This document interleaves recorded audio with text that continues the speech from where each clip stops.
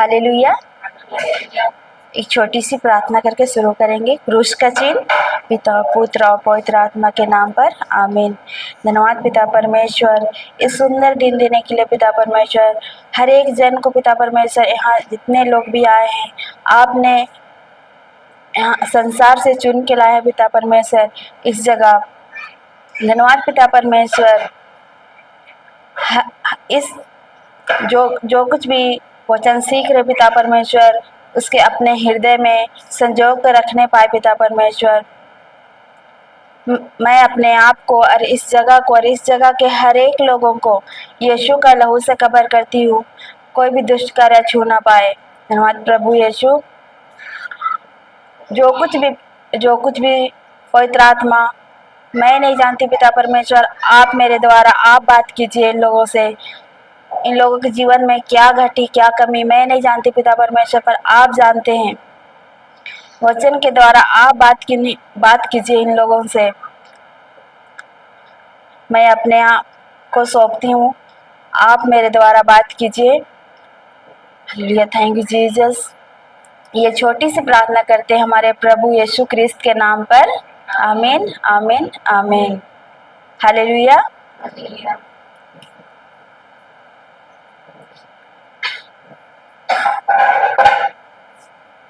Hallelujah. चलिए एक वचन में जाएंगे। मत्ती 28 का 18-19।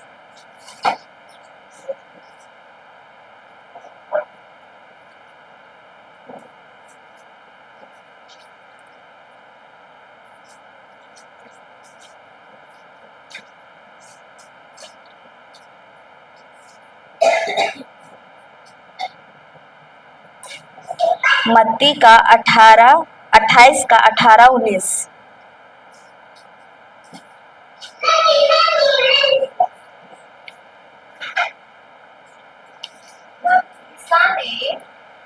सब कोई बोलिए। उनके पास आकर कहा, मुझे स्वर्ग में और पृथ्वी पर पूरा अधिकार मिला है। इसलिए तुम लोग जाकर सब राष्ट्रों को शिष्य बनाओ और उन्हें पिता, पुत्र और पवित्र आत्मा के नाम पर बपतिस्मा दो। यहाँ पे क्या लिखा है? यहाँ पर प्रभु यीशु क्या बोल रहे हैं? धर्म परिवर्तन करना है, ये बोल रहे हैं। क्या बोल रहे हैं?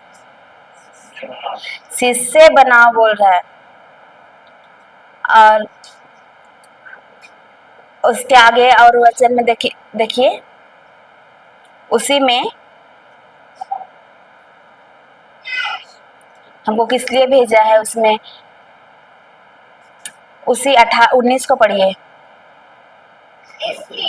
इसलिए तुम लोग जाकर सब राष्ट्रों को शिष्य बनाओ और उन्हें पिता, पुत्र और पवित्र आत्मा के नाम पर बपतिस्मा दो। यहाँ पे बोल रहा है कि इसलिए तुम जाओ कि सब जातियों के लोगों शिष्य बनाओ, सब जाति के लोगों को शिष्य बनाओ और उन्हें पिता और पुत्र और पवित्र आत्मा के नाम पर बपतिस्मा दो। ये बोल रहा है ये वचन। क्या प्रभु यीशु कह रहा है कि क्या धर्म परिवर्तन करना है? नहीं ना, उसमें बोल रहा है शिष्य बनना है। अक्सर हम देखते हैं बहुत लोग बोलते हैं कि धर्म परिवर्तन कर लेते हैं, उसके बाद उसका धर्म परिवर्तन कर लेते हैं, उसके बाद उसका हृदय परिवर्तन नहीं करते हैं। धर्म परिवर्तन करने से कुछ है क्या? नहीं।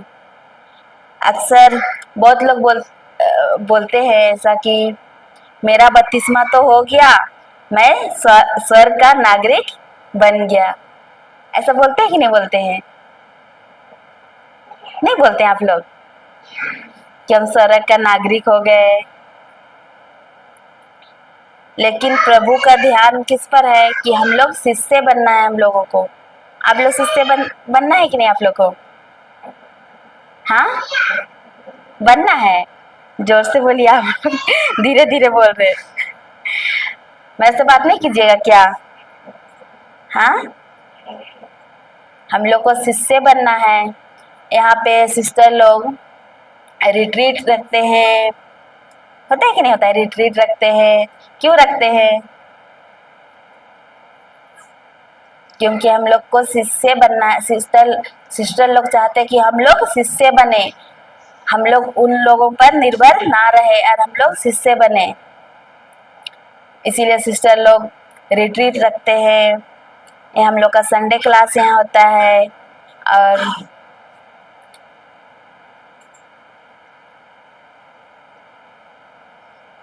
जब जब रिट्रीट होता है तो वहाँ शिष्य बनने आते हैं कि बस टाइम पास करने आते हैं? शिष्य बनने आते हैं ना। लेकिन जब प्रभु यीशु के चेले थे, जो 12 शिष्य थे, 12 शिष्य थे कि नहीं थे? तो हम लोग भी बनना है कि नहीं बनना है? बनना है प्रभु का शिष्य।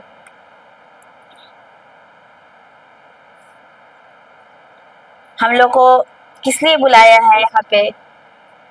प्रभु हम लोग को शिष्य बनना है कि नहीं बनना है? इसीलिए बुलाया है। हालेलुया। अगर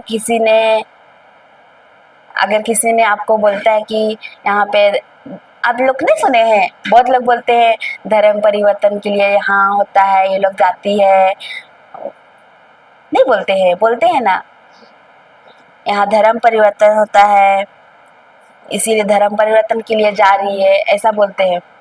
पर हम लोग यहाँ पे क्या करने आते हैं?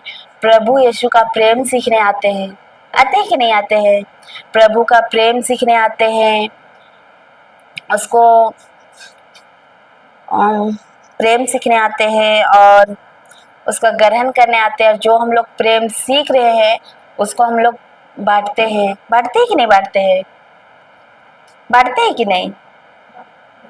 बांटना है।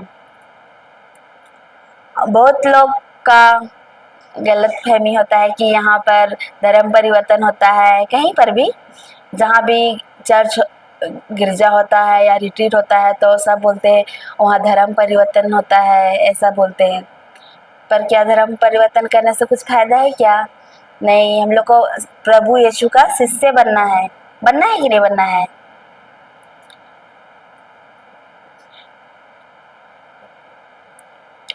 तो हमको वचन सीखना है कि नहीं सीखना है? क्यों सीखना है? हम सीखे और दूसरों को भी सिखाना है ना। सिखाना है कि नहीं सिखाना है? और एक वचन जाएंगे, मार्कुस 4 का 26 से 29 तक पढ़ेंगे।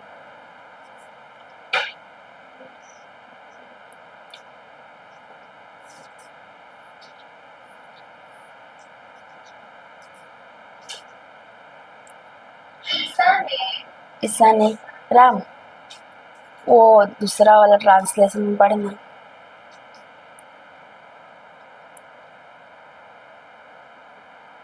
उसमें नोट बनाए। ईसा ने उनसे कहा, ईश्वर का राज्य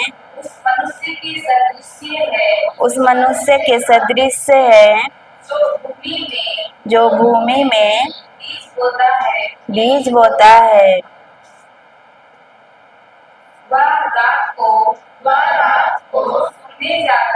सोने जाता और सुबह उठता है। बीज उगता है और बढ़ता जाता है। मुझे यह पता नहीं कि यह कैसे हो रहा है।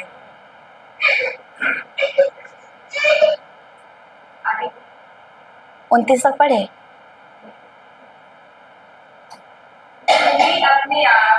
भूमि अपने आप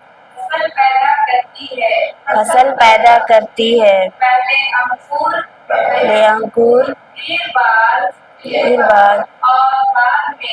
फिर बाद में पूरा दाना।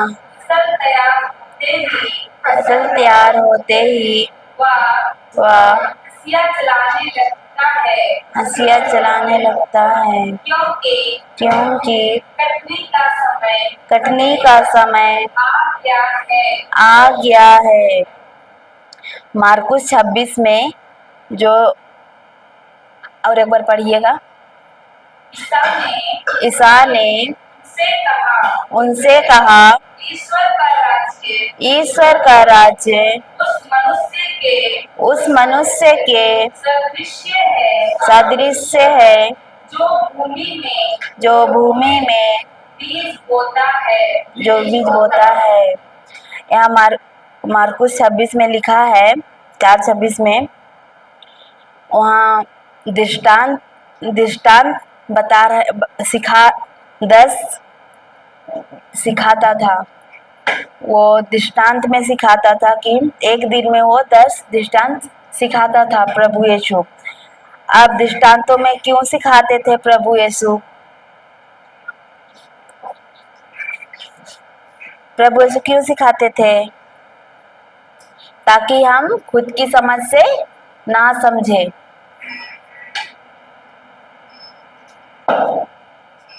हालेलुया। दृष्टांत में क्यों सिखाते थे प्रभु यीशु? समझने के लिए कि नहीं समझने के लिए? अपनी समझ से ना समझे इसलिए ना, क्योंकि दृष्टांत में खुद की समझ से ना समझे। अगर यहाँ बहुत लोग आए हैं तो सबका आने का मकसद एक ही है क्या? सबका अलग अलग है ना। कुछ लोग सचमुच सीखना चाहते हैं। बहुत लोग सोच रहे हैं मेरा कुछ समस्या है, उसका कुछ हल मिल जाए। सबका अलग अलग मकसद है कि नहीं है? है कि नहीं है? है। सब अलग अलग, सबका सोच अलग अलग है कि नहीं है? तो जिस समय प्रभु यीशु दृष्टांत में सिखाते थे तो उस समय सिखा रहे थे, उस समय भी बहुत लोग आते थे कि नहीं आते थे? बहुत लोग सीखने आते थे, जो सचमुच में सीखना चाहते थे।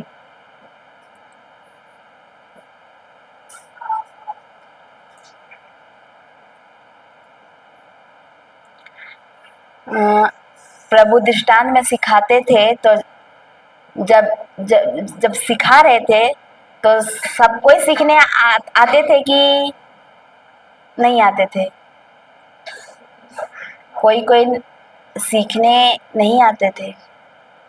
बहुत कम ही सीखने आते हैं, क्योंकि जब प्रभु यीशु सिखाते थे दृष्टांत में, वो सिखाते थे और जिनको समझ में नहीं आता था वो सीखना भी नहीं चाहते हैं। अगर किसी को पहली बार आया है कोई और उसको कुछ समझ में नहीं आ रहा है, तो उसको समझ में नहीं आ रहा है तो उसको सीखना है।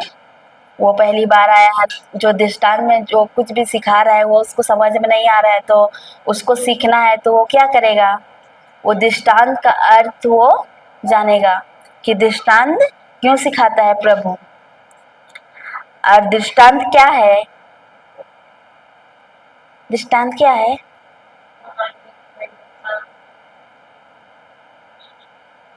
दृष्टांत एक ऐसी कहानी या ऐसा उदाहरण होता है जिसका अंदर राज की रहस्य और सत्य छुपा हुआ रहता है। और दृष्टांत में उसके जो सीखना चाहता है वो बोलता है, क्या ये दृष्टांत का अर्थ क्या है, इसके अंदर क्या छुपा हुआ है, इसका अंदर कौन सा राज की बात है, ये वचन का रहस्य क्या है, क्या सत्य है इस वचन का, उसको वो जब प्रभु यीशु एकांत में जब रहते थे तब वो जिसको सीखना सचमुच में सीखना है वो प्रभु के पास जाता है और वो बोलता है कि मुझे समझ में नहीं आया, मुझे सिखाओ, मुझे समझाओ, उसका दृष्टांत का अर्थ क्या है मुझे बताओ, मुझे समझ में नहीं आया। वो जिसको समझ में नहीं आता है वो दृष्टांत का अर्थ वो प्रभु से एकांत में जब बैठते थे उसके पास वो जाते थे, पूछते थे। प्रभु के शिष्य थे कि नहीं थे, वो लोग भी प्रभु जब अकेले में रहते थे तो उन लोगों के पास वो जाता था और शिष्य लोग जाते थे, पूछते थे प्रभु मुझे सिखाओ, ये दृष्टांत का अर्थ मुझे समझ में नहीं आया। तो हम लोग जाते हैं पूछने, समझ में नहीं आता है तो जाते हैं, सोचते हैं क्या पूछेंगे, बोलते हैं कि नहीं, बोलते हैं कैसा पूछेंगे, समझ में नहीं आया। हम जब शुरू जाते थे ना तो मुझे तो दृष्टांत में कुछ समझ में नहीं आता था।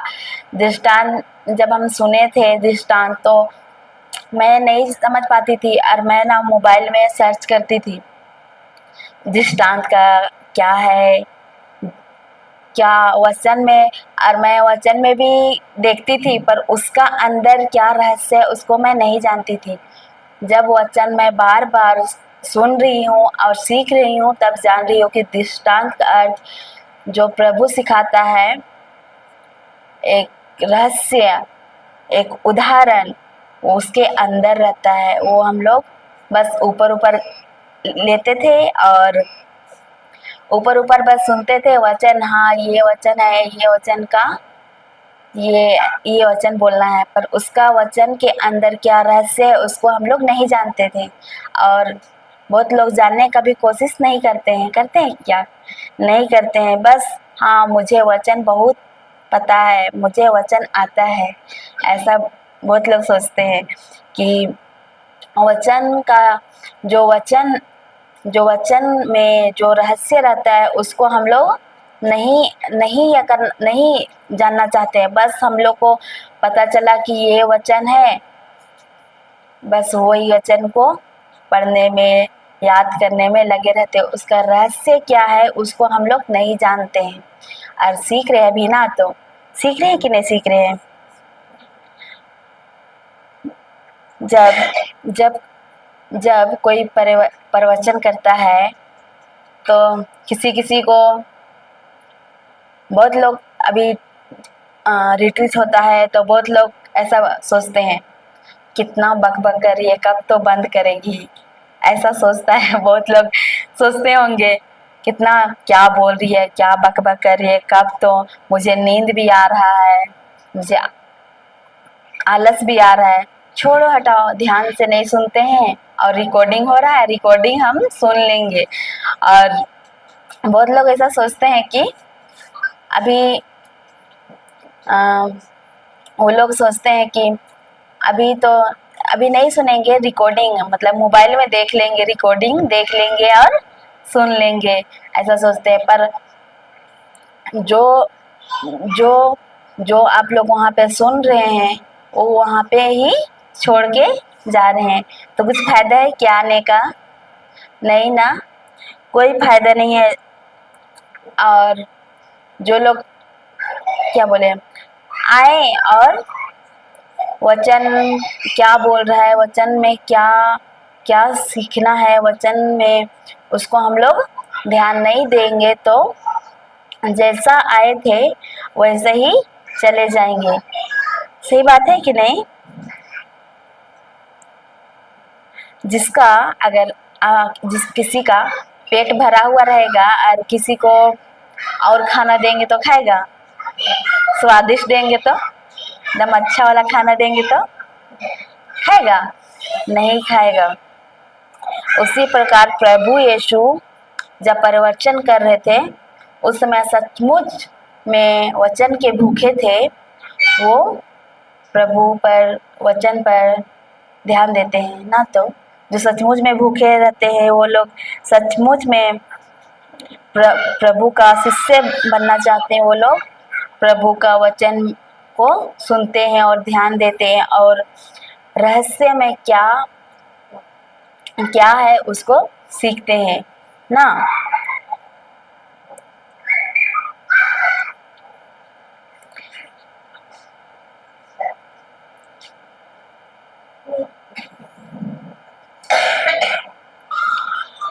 बहुत लोग बोलते हैं ना, हम क्या सालों साल से चर्च जा रहे हैं, 10 साल से रिट्रीट जा रहे हैं, तो क्या जाने से कोई फायदा है?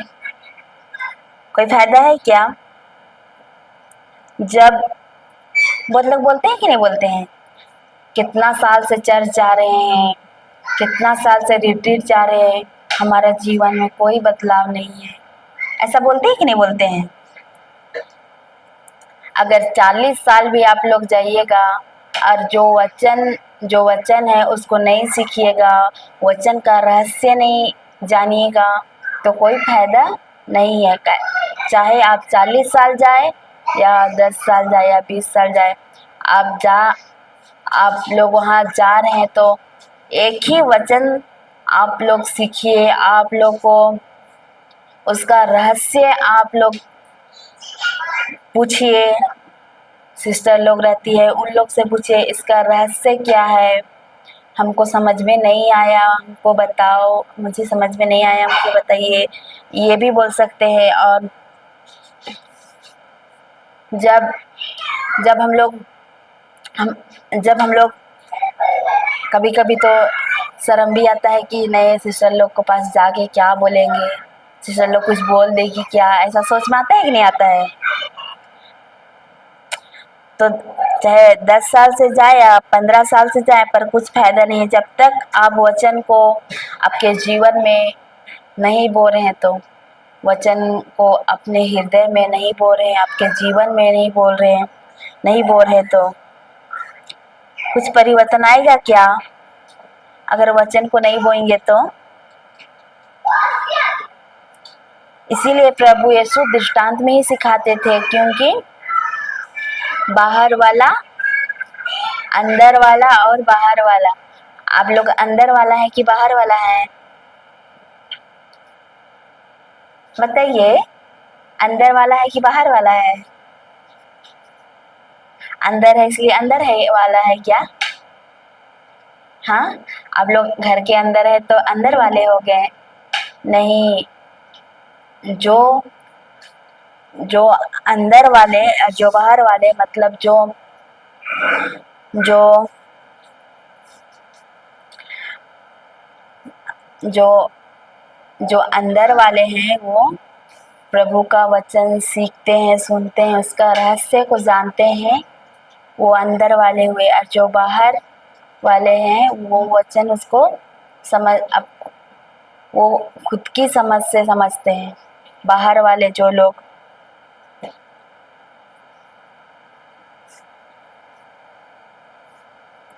अगर आप देखोगे प्रभु यीशु के 12 शिष्य थे कि नहीं थे, जो उनके साथ रहते थे, उसके साथ जहाँ भी जाते थे उसके साथ रहते थे। आप लोग ये जानते हैं कि नहीं जानते? प्रभु यीशु के शिष्य लोग थे, जानते हैं कि नहीं? जानते हैं ना। तो 12 शिष्य थे और उसके साथ ही रहते थे, जहाँ भी जाते थे प्रभु उन लोगों के साथ ही वो लोग जाते थे, उसी के साथ रहना, खाना पीना, सोना, सब कुछ उसी के साथ थे। पर दूसरी तरफ देखेंगे संत पौलुस को आप लोग जानते हैं? जानते हैं, सुने हैं? संत पौलुस एक ईसाइयों का विरोधी था और वो विरोधी था और वो संत पौल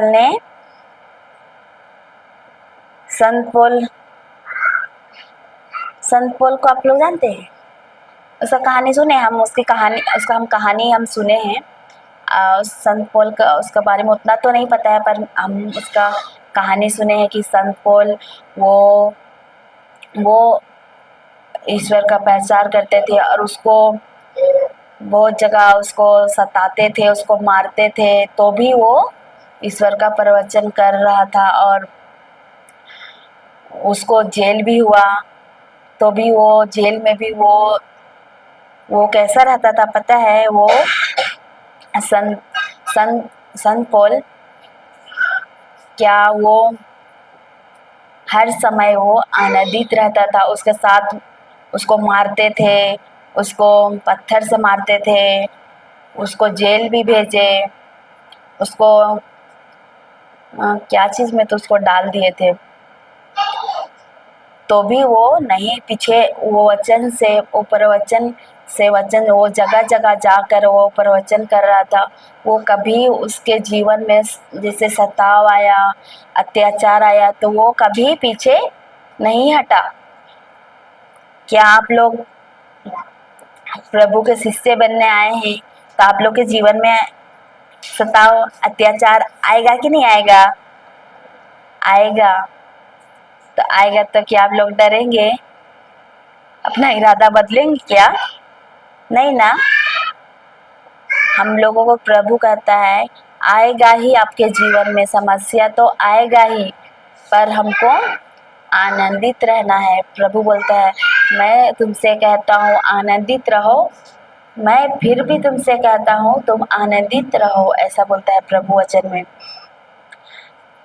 तो जब संत पौलुस को प्रभु यीशु का दर्शन हुआ, वो उसका जीवन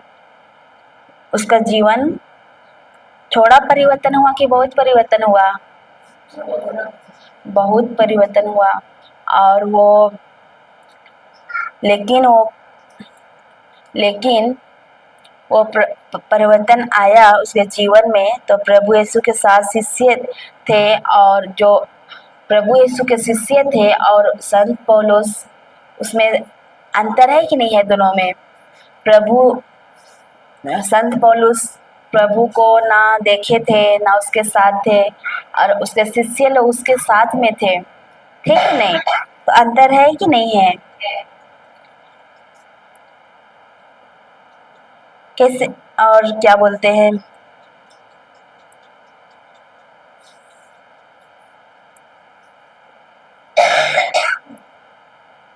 संत पौल ने सचमुच प्रभु के शिष्य थे कि नहीं थे, जिन्होंने जगह जगह जाकर प्रवचन प्रभु का सुख समाचार सुनाया, बताया, और वो शिष्य भी बनाया? हम लोग भी संत पौल जैसा बन सकते हैं कि नहीं बन सकते हैं? उसने भी प्रभु यीशु को नहीं देखा।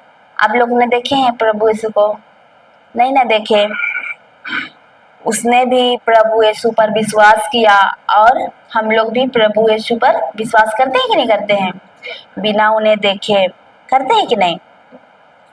तो क्या हम लोग उसका अनुकरण कर सकते हैं कि नहीं कर सकते हैं? कर सकते हैं ना? कर सकते हैं। हमारे पास भी बहुत सारा उदाहरण है कि जीवन में हम देखते हैं सताव अत्याचार, तो हम लोग क्या होते हैं? पीछे हट जाते हैं या टूट जाते हैं, नाराज हो जाते हैं, दुखी हो जाते हैं, होते हैं कि नहीं होते? कुछ भी समस्या आता है तो हम लोग दुखी होते हैं कि नहीं होते हैं? मेरा ही जीवन में ये दुख क्यों है, ऐसा बोलते हैं कि नहीं बोलते हैं? बोलते हैं और दुखी हो जाते हैं। जब प्रभु यीशु का दर्शन जब हुआ, तो वो पीछे नहीं हटा। वो उसके लिए प्रभु ये योजना था कि उसके जीवन में वो प्रभु यीशु पर ही उसके प्रचार करते ही रहे। और हम लोगों को भी प्रभु यीशु ने बुलाया है, हमारा भी यहाँ पे आए हैं, तो हमारा भी कोई योजना है कि नहीं है? हर एक के जीवन में योजना है है कि नहीं है? यहाँ पे आए हैं तो हर एक के जीवन में ये योजना है कि हम लोग खुद से नहीं आए हैं यहाँ पे, हम लोग को प्रभु ने यहाँ पे लेके आया है। और हम लोग तभी अपना मन से अगर अपना ये से रहते तभी हम लोग घर में भी रह सकते थे, कहीं भी जा भी सकते थे, पर हम लोग को प्रभु ने यहाँ पे बुलाया है, लेके आया है। लेके आया है कि नहीं? चलिए और एक और देखेंगे उसी को, मार्कुस 4:26 में।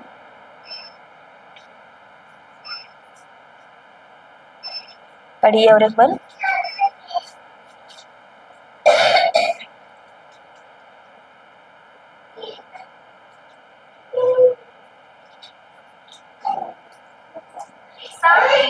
ईसा ने उनसे कहा स्वर्ग का राज्य उस मनुष्य के सादृश्य है जो भूमि में बीज बोता है, वह रात को सोने जाता है।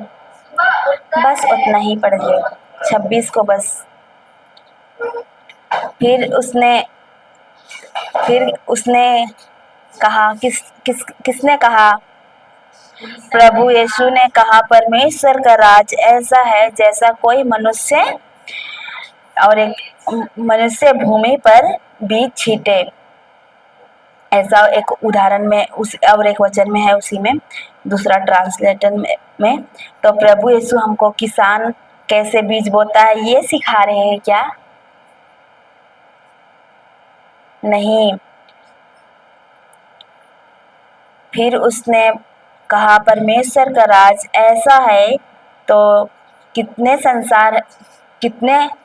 संसार राज्य है? तो कितने प्रकार का संसार है, राज्य है? कितने प्रकार का राज्य है? एक परमेश्वर का राज्य और एक संसार का राज्य। परमेश्वर का राज कैसा है? जैसा कोई मनुष्य भूमि पर बीज छींटे। बीज क्या है? बीज के बारे में क्यों कहता है? जब प्रभु यीशु जब पृथ्वी पर नियम है, जब किसान बीज लगाता है तो तुरंत फसल मिलता है क्या? नहीं ना, नहीं मिलता है तुरंत फसल। वहाँ पर नियम है कि नहीं है? नियम है। तो प्रभु जब बीज के बारे में कह रहा है, पर बता रहा है कि समझाना चाहता है कि जिस प्रकार एक किसान बीज बोता है और जिस प्रकार बीज कार्य करता है, उसी प्रकार परमेश्वर का राज भी उसी बीज की तरह कार्य करता है। जैसे हम लोग अभी कुछ भी हम लोग लगाते हैं तो वो तुरंत होता है क्या? समय लगता है कि नहीं लगता है? वो नियम है। वैसे ही हम लोग वचन जब हम लोग बोलते हैं या बोलते हैं हमारे हृदय में, तो वो भी नियम बीज के समान कार्य करता है। इसका इसका मतलब कि जो कुछ भी हम देख रहे हैं हमारे जीवन में, सारे चीजें हुआ है, उत्पन्न कहाँ से हुआ है? बीज से हुआ है। इस पृथ्वी पर सारे कुछ भी है, सारे चीज उत्पन्न हुआ है बीज से, प्रभु का शब्द से। बीज है कि नहीं प्रभु का शब्द, वचन? हाँ, तो उसी से सारा कुछ उत्पन्न हुआ है। इसका मतलब इसी प्रकार परमेश्वर का राज उसका वो बीज और वो बीज से, और ये बीज क्या है? परमेश्वर का वचन। परमेश्वर का वचन भी होता है बीज के समान। हालेलुया। आप लोग को नींद आ रहा है क्या? आ रहा है? आ रहा है कि नहीं? हालेलुया। तो हम बोलेंगे, उसका पीछे पीछे बोलिएगा। जिसको नींद आ रहा है बोलिए हालेलुया। आप लोग सो रहे हैं क्या? हम बोले कि आप लोग जो सो रहे हैं वो बोलिए हालेलुया, तो आप लोग बोल रहे हालेलुया। सो रहे क्या? नहीं ना सो रहे सो रहे क्या? अभी से ही अभी से ही कर लीजिए कल। और कल परसों से रिट्रीट होगा हमारा, सिस्टर आने वाली है, तो क्या बोलेगी, आप लोग सो रहे क्या, तो आप लोग बोलिएगा हाँ, हालेलुया बोलिएगा। इसीलिए अभी से ही नहीं बोलना है हालेलुया नहीं सोना है ना। ये कैसे पता चलता है? और एक वचन देखेंगे, चलिए, मार्कुस का 4 का 14।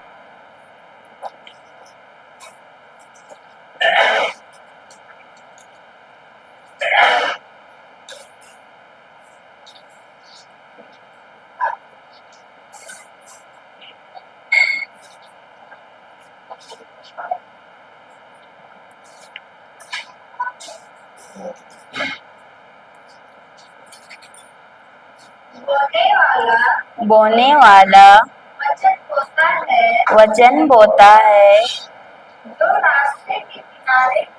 जो रास्ते के किनारे है, जहाँ वचन बोया जाता है। वे लोग हैं, बस उतना ही, बस उसी उसी को पढ़ना है। बोने वाला वचन बोता है। बीज क्या है? परमेश्वर का वचन है, बीज है। हालेलुया।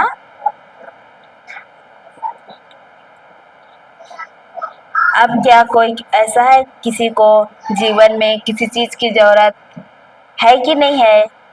कोई ना कोई चीज का जरूरत है कि नहीं है हम लोगों को?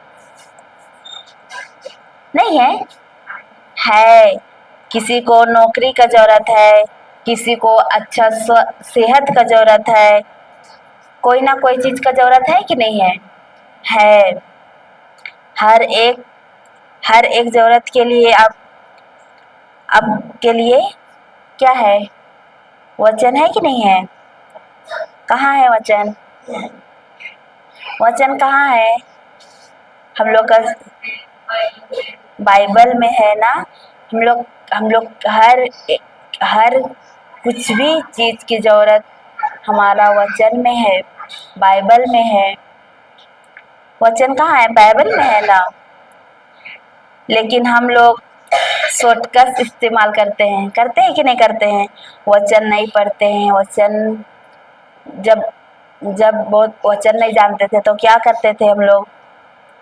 शॉर्टकट प्रार्थना करते थे कि नहीं करते थे? प्रभु 40 दिन उपवास करेंगे, प्लीज दे दो। 40 मोमबत्ती जलाएंगे, मुझे दे दो। बोलते थे कि नहीं बोलते थे? बोलते थे। लेकिन यहाँ पर कहता है मार्कुस 4:26 में, वचन परमेश्वर का राज ऐसा है जैसा कोई मनुष्य भूमि पर बीज छींटे। इसका मतलब है कि यदि जो मनुष्य अगर भूमि पर बीज छींट रहा है, उसका मतलब यह नहीं कि आज छींटा तो कल फसल मिलेगा। आज तुरंत फसल मिलता है क्या? बीज लगाते हैं हम लोग खेती में तो उस समय लगता है कि नहीं लगता है? उसी प्रकार अगर हम लोग वचन बोलते हैं, अपने जीवन में वचन बोलते हैं, हमारे जीवन में तो तुरंत आएगा क्या फसल? नहीं, उसका भी समय होता है, बीज के समान होता है। बीज जैसा कार्य करता है, उसी प्रकार हमारा वचन भी कार्य करता है। जिस प्रकार की बीज इस दुनिया में कार्य करता है, उसी प्रकार हमारा वचन भी उसी प्रकार कार्य करता है।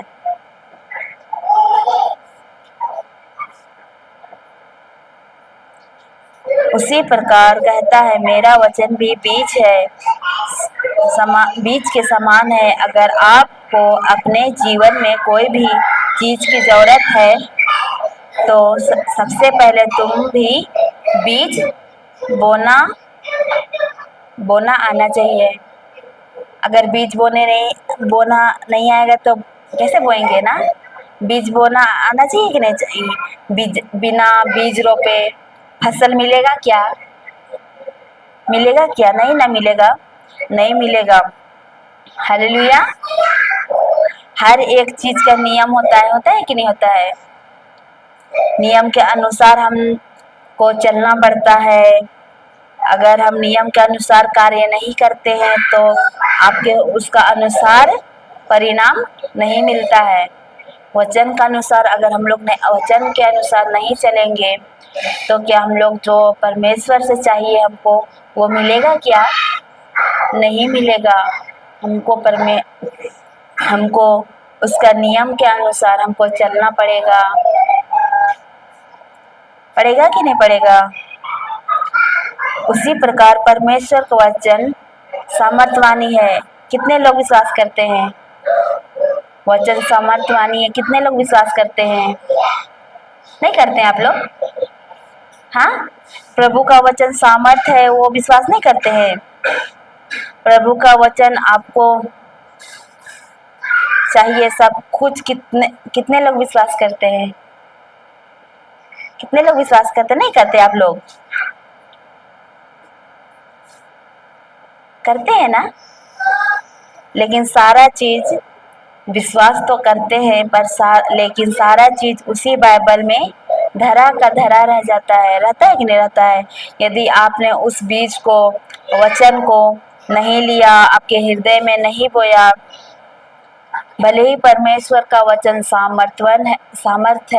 सामर्थवानी है, अगर उसने हम लोग बीज को नहीं बोएंगे तो क्या हमारा जीवन में फसल आएगा क्या? उसमें परमेश्वर का जीवन है, सब कुछ है। हमको चाहिए तो उसके अंदर का वचन को हमको लेना पड़ेगा कि नहीं पड़ेगा? उसके अंदर है, बाइबल का अंदर में उसको लेना पड़ेगा कि नहीं पड़ेगा? लेकिन वो वहाँ बाइबल में ही रहता है और हम लोग विश्वास तो करते हैं, बोलते हैं, पर और बोलते ही नहीं है वचन को अपने हृदय में, अपने जीवन में वचन को नहीं बोते हैं। और हम लोग फसल खोजते हैं भर भर के ना, बोते ही नहीं है और फसल खोजते हैं बहुत ज़्यादा। मुझे परमेश्वर से चाहिए, उसके लिए क्या करना होगा? वचन को अपने जीवन में, अपने हृदय में बोना पड़ेगा कि नहीं पड़ेगा? हृदय और वैसे ही आपको, अगर जो खेती में हम लोग लगाते हैं बीज, और आपको बीज दिए और आप लोग अपना जेब में रखे और टेबल में रखे, सालों साल तक रखे, क्या वो अंकुरित होगा? होगा क्या? आपने प्रार्थना भी किया तो, आप लोग प्रार्थना किए तो नहीं होगा? नहीं होगा? हाँ, रोजरी भी किए तो होगा कि नहीं होगा? नहीं होगा? उपवास भी किए तो होगा कि नहीं होगा? नहीं होगा। जब तक हम लोग जमीन में उसको नहीं बोएंगे तब तक वो अंकुरित नहीं होगा। उसी प्रकार प्रभु का वचन को हम लोग नहीं बोएंगे हमारे जीवन में, हमारे हृदय में, तो क्या हम लोग जो चाहते हैं वो मिलेगा क्या? नहीं मिलेगा। इसीलिए प्रभु यीशु यहाँ पर तुलना करता है बीज से, लिखित वचन से ना। प्रभु का लिखित वचन क्या है? बीज है, उसी से तुलना करता है। लेकिन कभी कभी बोलते हैं हम लोग कि एक जगह गए थे, हम लोग को एक सिस्टर के पास या ब्रदर के पास वचन लेने का जरूरत ही नहीं पड़ा। वो मेरा ऊपर हाथ रखा और हम चंगा हो गए, हम ठीक हो गए। बोलते हैं कि नहीं बोलते हैं? जाते हैं किसी के पास और वो प्रार्थना कर दिया और ठीक हो गए, तो ऐसा होता है कि नहीं होता है? होता है कि नहीं होता है, जाते हैं किसी के पास और वो हमको वचन लेने का ज़रूरत ही नहीं पड़ता है। बहुत लोग बोलते हैं ऐसा कि हम लोग वहाँ गए थे, वचन लेने की ज़रूरत नहीं, वो मेरा ऊपर हाथ रखा और प्रार्थना कर दिया और हम ठीक हो गए। ऐसा सब बोलता है कोई। तो अगर जो प्रार्थना कर दिया है वो भी वचन में समय बिताया है, प्रभु के साथ समय बिताया है, उसकी वजह से आप चंगे हुए हैं। लेकिन वो जो आप ठीक हुए हैं, आप चंगे हुए हैं, वो ज़्यादा देर के लिए नहीं हुए हैं। वो जो आप उसने प्रार्थना किया, उसने भी टाइम बिताया है, उसने भी अपने जीवन में वचन को बोया है, तब उसने ये प्रार्थना की आपके ऊपर हाथ रखे तो वो रिजल्ट मिला है। तो लेकिन वहाँ चंगाई आप ज़्यादा देर, वो चंगाई को हम लोग ज़्यादा देर नहीं रख पाएंगे, क्योंकि हम लोग वचन को हमारे जीवन में या हमारे हृदय में हम लोग नहीं बोए हैं। बोए हैं कि नहीं बोए हैं? आप लोग बो रहे हैं कि नहीं बो रहे हैं? वचन को बो रहे हैं कि नहीं? अपने हृदय में बो रहे हैं ना? तो इसीलिए यहाँ पर प्रभु यीशु कह रहे हैं, उसका वचन, उसका राज्य उसी वचन के द्वारा चलता है। वचन हमको लेना है कि नहीं लेना है? वचन हम लोग बोलेंगे, वचन हम लोग लेंगे, वचन के अनुसार चलेंगे तो हमारा जीवन में जो कुछ भी हमको चाहिए वो हमको मिलेगा कि नहीं मिलेगा? तो वचन को हम लोग कैसे बोएंगे? चलिए एक वचन में जाएंगे, यहोशू 1:8 में देखेंगे।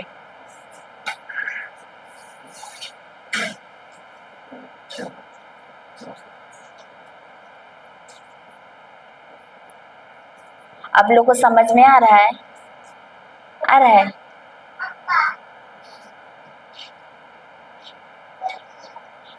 यहोशू पुराना ग्रंथ में है, यहोशू 1:8।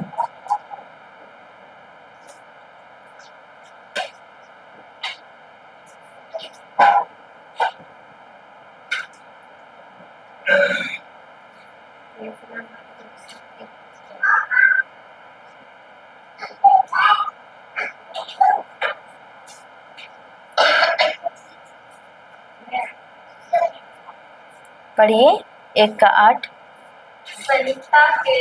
संहिता के इस ग्रंथ की चर्चा करते रहो, दिन रात उसका मनन करो, जिससे उसमें जो कुछ भी लिखा है तुम उसका सावधानी से पालन करो। इस तरह बस हो गया, 8 ही बस। संहिता इस ग्रंथ का मतलब बाइबल का वचन।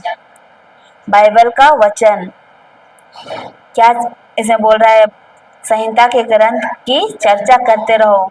तो क्या बोल रहा है प्रभु? बाइबल का वचन का चर्चा करते रहो बोल रहा है। लेकिन हम लोग क्या चीज का चर्चा करते हैं? हमारे घर में कौन सा चर्चा चलता है?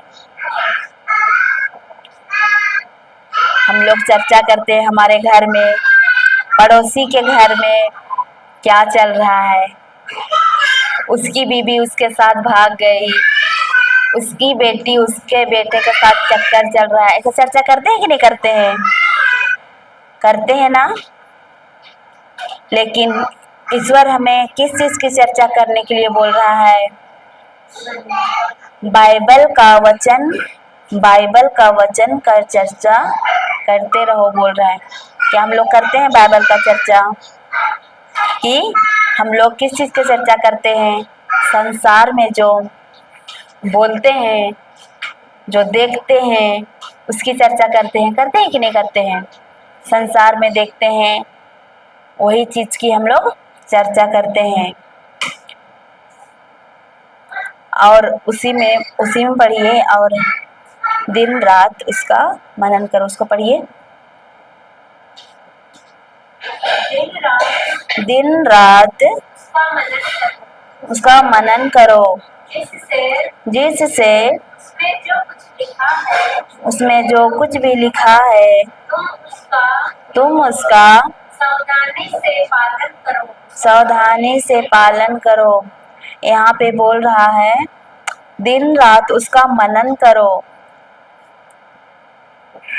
क्या हम लोग मनन करते हैं क्या? हम लोग क्या बोलते हैं, बस 1 घंटा करेंगे हो गया, 2 घंटा करेंगे बस हो गया, और 1 घंटा वचन को बोलेंगे तो हो गया। प्रभु बोलता है दिन रात उसका मनन करो। दिन रात तो बहुत लोग बोलते हैं हम तो घर में कितना काम रहता है तो कैसे मनन करेंगे। बोलते हैं कि नहीं बोलते हैं, घर में कितना काम है कैसे मनन करेंगे, ऐसा बोलते हैं कि नहीं बोलते हैं। पर काम करके भी हम लोग उसका मनन कर सकते हैं कि नहीं कर सकते हैं। यहाँ पर बैठे बैठे मनन करते हैं कि नहीं करते हैं। घर में क्या हो रहा है, घर में जाके खाना भी बनाना होगा, अभी कैसे जाएंगे, गाड़ी भी मिलेगा कि नहीं मिलेगा, ऐसा सोचते हैं कि नहीं सोचते हैं। मनन करते हैं कि नहीं करते हैं। पर प्रभु क्या बोलता है, दिन रात प्रभु का वचन का ही मनन करो।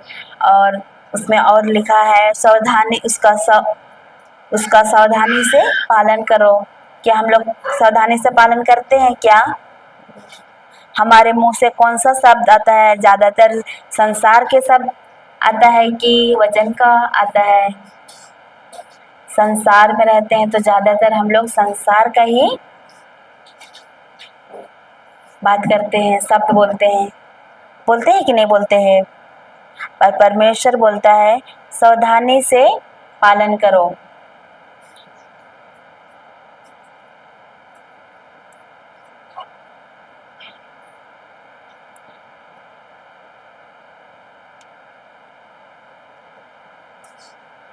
हालेलुया।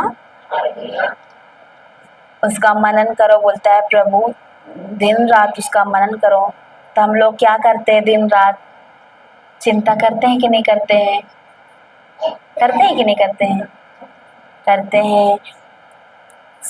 क्या बहुत बैठे बैठे घर में चिंता करते करते, कितना बड़ा चिंता करते हैं। कभी कभी तो खाना बनाते चिंता करेंगे, कुछ भी कर रहे तो चिंता करते हैं कि नहीं करते हैं। पर प्रभु चिंता करने बोल रहा है क्या? प्रभु का वचन का मनन करने के लिए बोल रहा है। हालेलुया। आप लोग को समझ में आ रहा है? Hallelujah. Hallelujah. Thank you Jesus.